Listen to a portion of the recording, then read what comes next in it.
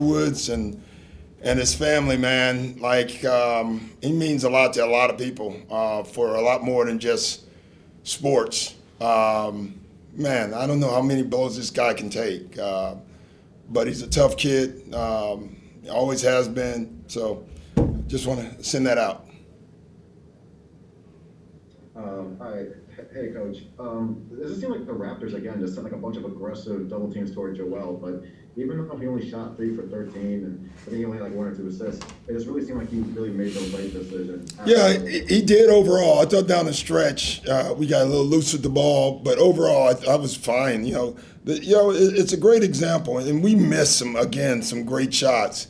But I thought we had a chance to have a high-scoring night with them taking the ball out of Joel's hands. And, it's almost like what we talked about earlier in the year when, I think we had 120 one game and Ben didn't take a three, and we're like, oh, Ben didn't take a three. Like tonight, if we had to score 120 and Joel was whatever, we still got to 120. And sometimes that's how you have to win. I thought our guys overall played great. I thought our defense was probably top 2 or 3 of the year as far as sustained defense through the year, through the game. So I was really proud with that.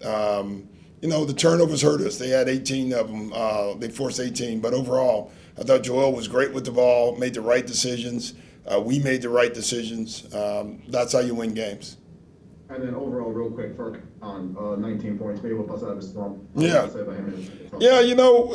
Just with the starters, he has to do less, which allowed him to do more. He didn't have to put the ball on the floor as much. He didn't have to, the game. He allowed the game to come to him. Trapping Ben or Joel. One of the thoughts before the game: if Seth can't play, who's our next best spot-up shooter? And Ferk was the guy, and so he really came through for us. Thanks, Coach. We're going to go to Paul Hedrick and then Jackson Frank. Paul, go ahead. Hey, Doc. Shake hit a couple really big shots down the stretch. Just how big is it for you to have him back just in the lineup and able to play him? And then how do you think he looked with that lineup with the starters out there? He looked good. Because he's another guy. The way Toronto plays with the trapping and all that, we needed another guy that can put the ball on the floor and make a play. And that's why we kept Shake out on the floor, and I thought he handled it pretty well. Thanks. Rich, you're up. Hey, Doc, I know you said that you thought Joel made the right play, but 18 turnovers, is that just a matter of, like you said, how Toronto was playing? Well, I would say 4 or 5 of them came down the stretch, So I thought that was more helter-skelter, forcing turnovers, and we didn't handle that well. But through the game, if you go through the first 3.5 quarters, I thought it was a pretty low turnover game, and I'll take the way we played there. I didn't like how we closed the game out. I thought we kind of let up, made some bad plays, bad turnovers, careless plays. So I didn't like that. But overall, you'll read the 18 number and we look at that. But in the meat of the game, we didn't turn the ball over that much, and so I'd look at that more. I noticed out of a couple of timeouts, you did run plays for Tobias, and that's something you do a lot. But was there something about how Toronto was playing that you thought that was the right call tonight? Yeah, they didn't want to switch with Joel, and the guards were able to fight over it, but not with Tobias. And with his size, we thought he can get in the paint and make plays, and he did that. We're going to go next to Mark Narducci and then Keith Pompey. Mark, go ahead first. Hey, Doc, can we just get your reaction on Ben making the All-Star team and Tobias not making it? Yeah, I was really happy for Ben. I didn't think it was I guess it was, I don't know. I didn't think I was pretty positive he would make it. I think, coaches look at the whole game. They look at all the things that Ben does. It's funny, every coach I talk to, like literally every Eastern coach I talked to, when I said, hey, I'm calling on behalf of Ben and Tobias, and they were like, Ben, why are you calling about him? It was funny how they looked at it and how the outside world looked at it. So I thought that was interesting that I was pretty confident. I told Ben, there's no way you're not on. And I was really hoping for Tobias. I do believe he deserves it.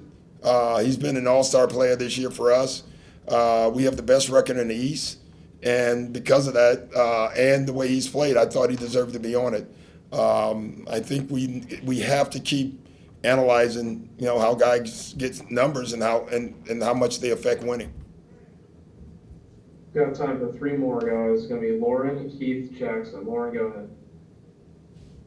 I'll actually withdraw because I was going to ask about Ben, and I thought I lowered my hand. Sorry. Fair enough. All right, fine. Keith, Jackson, and David. Doc, in regards to Tobias, I mean, when we talked pregame, you talked about it's one of those things you may be disappointed for a day, but you come back, you come out and play. I mean, you have to be happy with his performance, coming off of this. I mean, yeah, he's as mature as anybody in our locker room, including the coaches. He's just a mature kid. Like he clearly wanted to make it, and I clearly wanted him to make it. But the best way to handle the disappointment is go out and show people you can play. Go out, get 23 points, 7 rebounds, and 5 assists, 2 block shots. That's what Tobias has been doing all year. And, maybe we keep winning and go win the whole thing, and then next year he will be on. So sometimes you play and make it the year before you make it. Hopefully that's the case for him. Thanks. So go Jackson and David real quick. Jackson and then David. Jackson, go ahead. Hey, Doc, just following up from kind of what we talked about pregame with Ben's kind of new, different role offensively, how would you assess how he kind of adjusted and playing in that new role this year? I thought he wanted to do it right away. You can see that what we told him, like, we're putting the ball in your hands more. We need you. You could tell he wanted to do it right away. It just took, a couple of weeks for him to see what we needed him to do. I think he knows exactly now, and he's doing it, and it's been great for us. All right, last one to David Malacker. Hey, Coach, how does it feel to end your 4-game losing streak on the road? I didn't know it, so I guess now that you said it, I guess I'm happy, but I didn't realize that we had lost 4 in a row. So, I mean, I really don't. I don't look at that as much as you guys look at it, and you should. I don't. I just judge on how we're playing. I thought the other night we played terrific and gave the game away down the stretch. I thought tonight we played terrific through the game. So this was a tough one. You lose that first one in the 2-game series on the road. Winning that second one's hard. So I was really proud of our guys tonight. Thanks, Coach. Thanks.